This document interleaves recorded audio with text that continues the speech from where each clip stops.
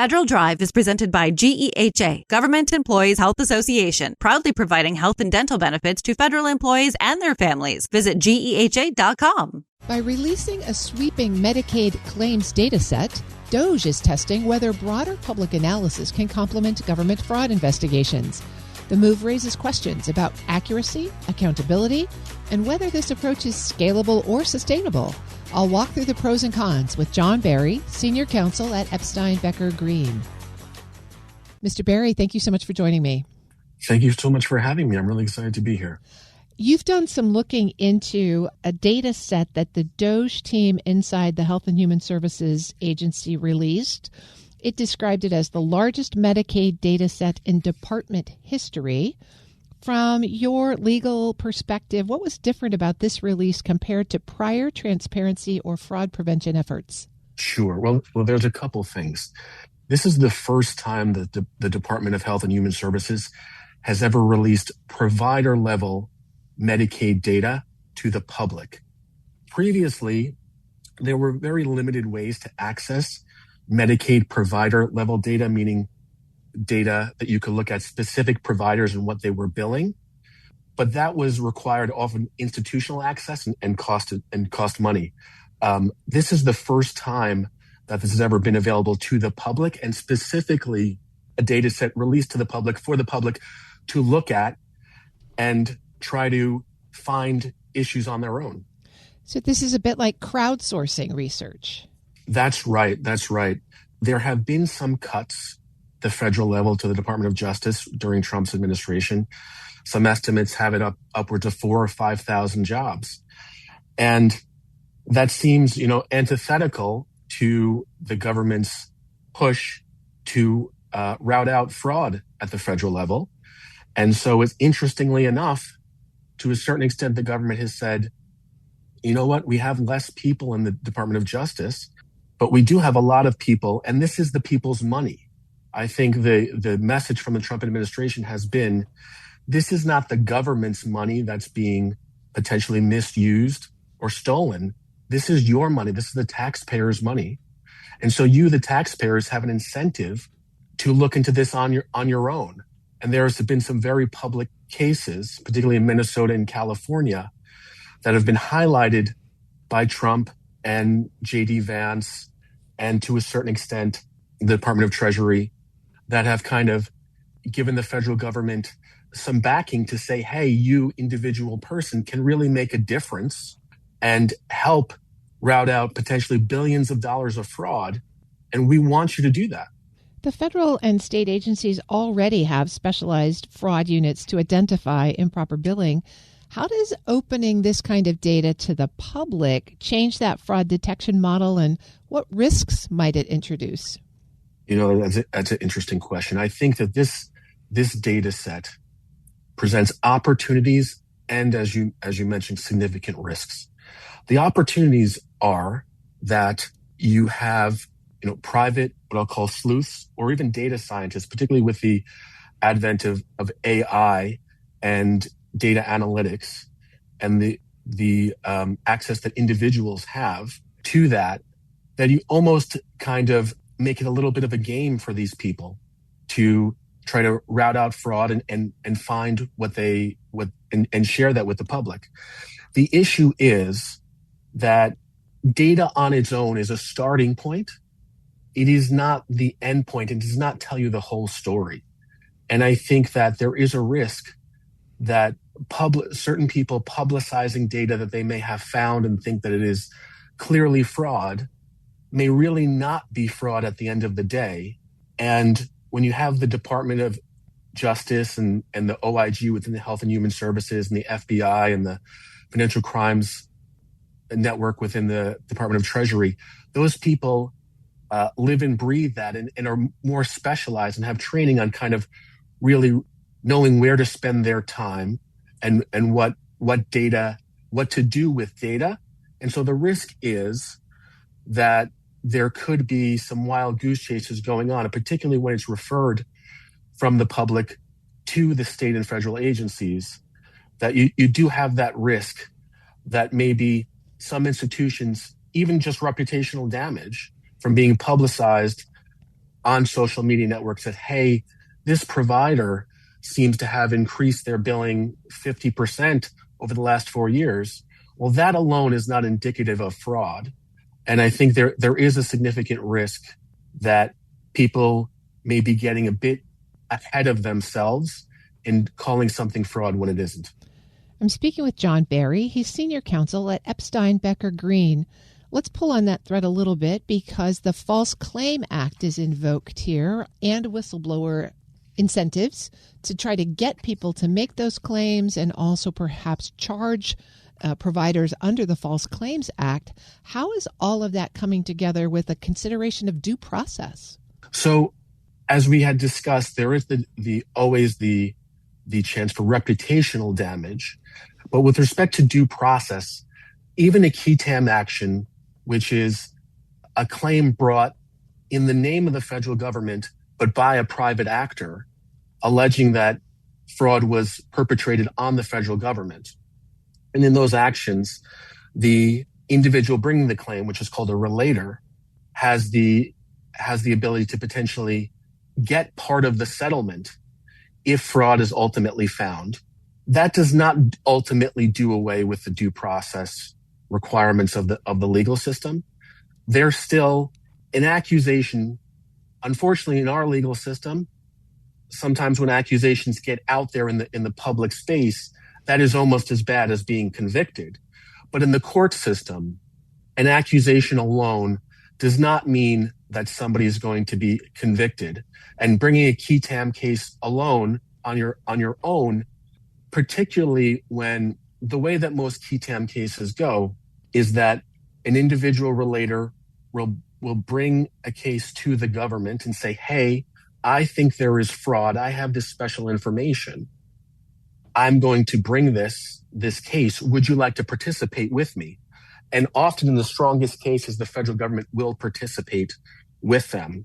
If the federal government does not participate, it often means that the federal government has decided there is not a strong case here or there is not fraud. And so often those cases will be ultimately thrown out of court by the judicial system saying, well, the federal government didn't find anything.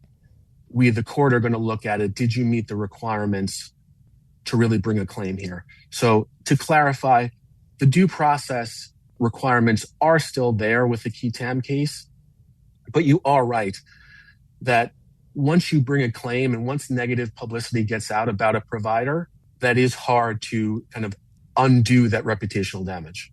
I want to explore another angle here. The president has stood up an anti-fraud task force. It's being led by the vice president. Do you think or do you see a way where this DOGE HHS data set might be useful and informative in that task force's efforts? They're starting with benefits. Medicaid is a great place to start, I suppose. That's right. You know, Medicare and Medicaid spending and combined is the largest portion of the annual federal government spending.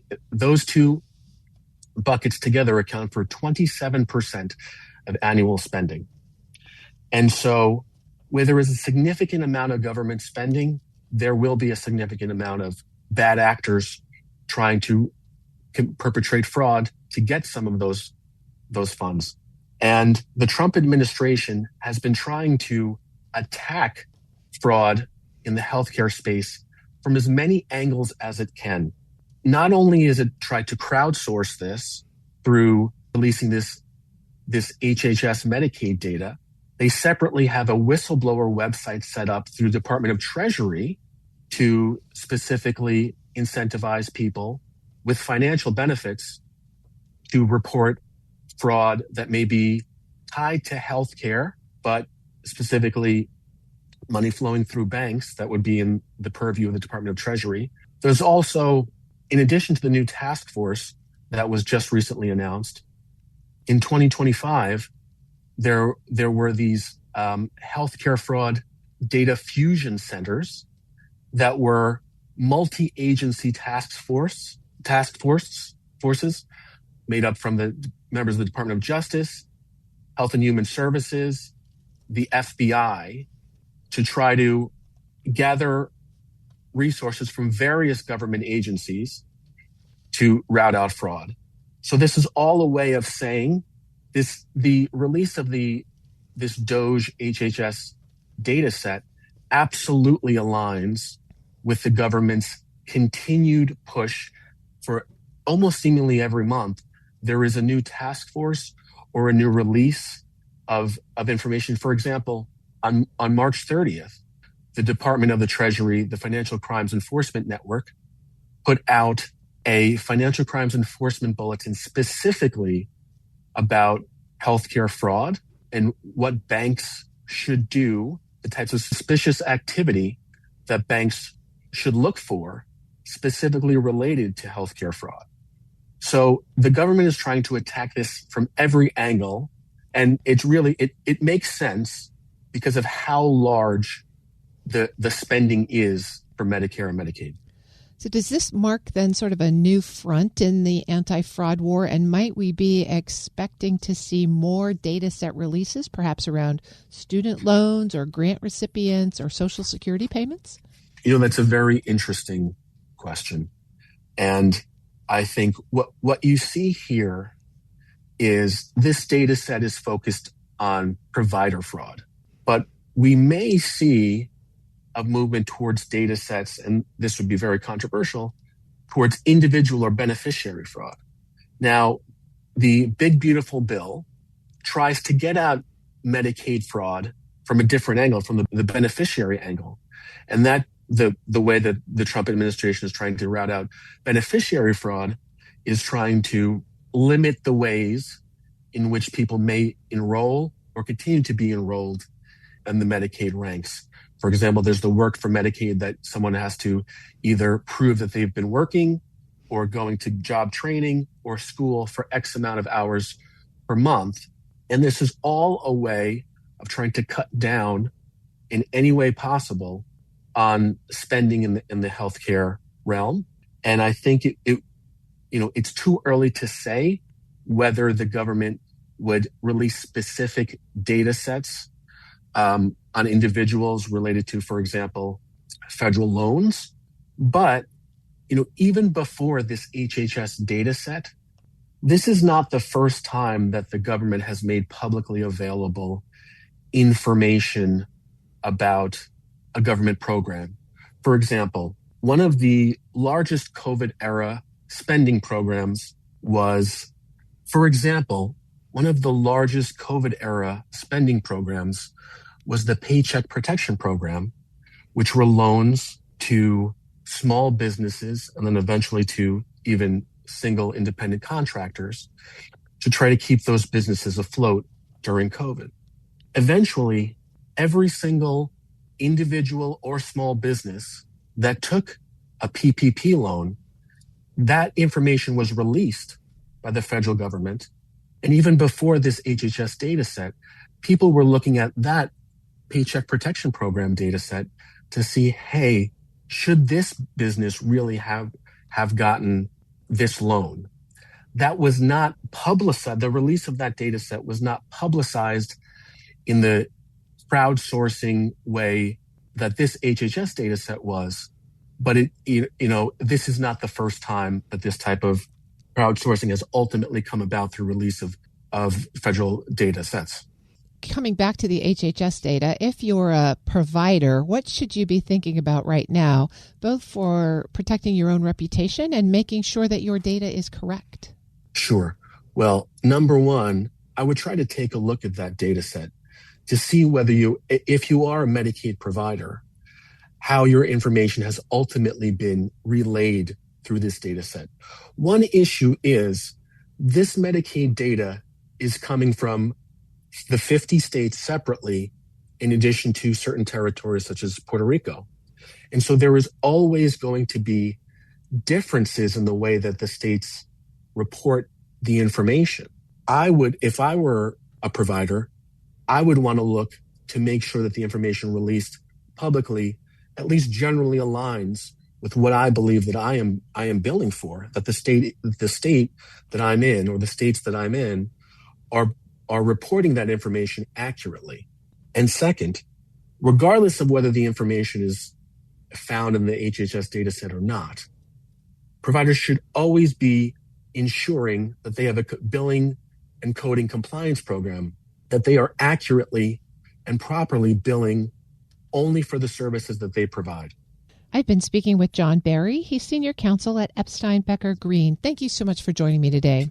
It was a pleasure. Thanks so much for having me. We'll post this interview at federalnewsnetwork.com/Federal Drive. Subscribe to the Federal Drive wherever you get your podcasts.